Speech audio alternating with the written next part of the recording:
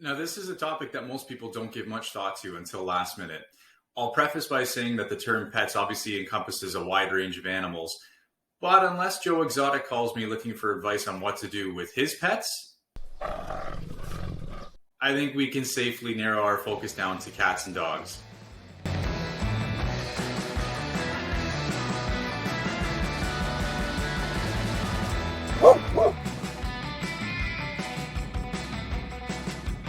So, you've listed your home and you're a pet owner.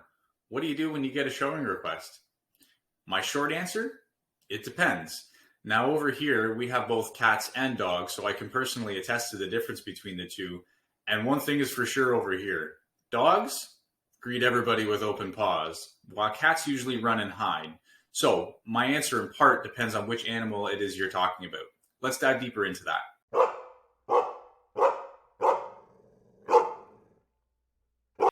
In my opinion, and to put it frankly, I think dogs should be removed for showings and open houses whenever and wherever possible. Now, most likely mean well, and it's not so much about the jumping and the kisses that come with them, but more so about the barking and the messes that come with them, especially dogs that are secured in crates. Some of the worst experiences I personally had involved no physical contact whatsoever, but more so barking and the messes that came with dogs who were just simply stressed out by people or strangers being in their space. It's not good for the dog, it's unwelcoming, and it's distracting for guests. And it can make people get in and out quickly, regardless of whether the home was a good fit for them. And that's the last thing you want if it's your home that someone's visiting.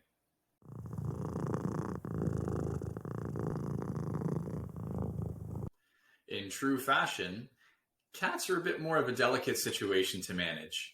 You can incur all of the same bad impressions during a showing or an open house with a cat that you can with a dog. We know some people are extremely allergic, and there's a visual component to that. There's also the risk of an indoor cat becoming spooked because of strangers in their space and trying to get outside of the home. Personally, that's a nightmare situation of mine that I always have in the back of my mind during showings. Those, among others, are things that you need to take into consideration. But on the other hand, cats don't travel nearly as well as dogs do, at least on average. So there's a risk to their well-being by removing them from the home. And I will admit, I encounter far more cats during showings than I do dogs. So it would seem like most people are comfortable leaving them at home or leaving them behind. I think a lot of that might be because your average cat tends to tolerate or maybe avoid people better than dogs do. But at the end of the day, you know your cat best. And if you feel like he or she is the type of cat that may negatively interact with people, may turn into an escape artist and try and get out during showings, and you can remove them from the home without causing too much harm to their well-being, I definitely think it's something to consider.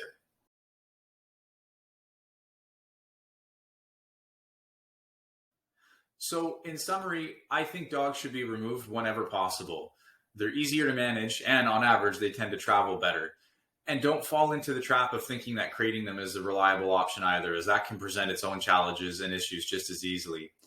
Cats, on the other hand, are a bit trickier, and if you think that you have a cat or you know that you have a cat that will negatively interact with people and or turn into an escape artist and try and get out of the home, I think you need to weigh the reality of those risks versus the risk that may come from temporarily removing them from the home. Most people seem to leave cats behind and it works out okay, but like I said earlier, you know your cat best.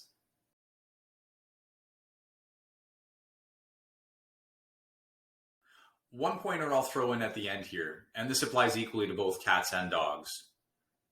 Please clean up after your animals before you leave the home. Now that might seem like a no-brainer, but you'd be surprised how often I've stepped in dog. You should also consider removing items such as toys, food dishes and bowls, litter boxes especially.